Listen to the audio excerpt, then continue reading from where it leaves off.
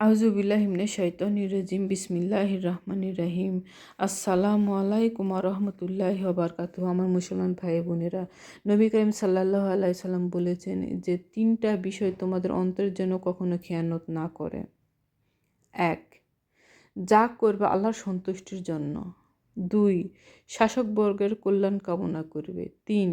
মুসলিমদের জামাত অর্থাৎ কমিউনিটি আঁকড়ে ধরে রাখবে। মুসলমান ভাই বোনেরা, বর্তমানে যুগে এসে ১ নাম্বার যে কাজ, যে যা করবে আল্লাহকে সন্তুষ্টির জন্য করবেন। আমরা কি করি?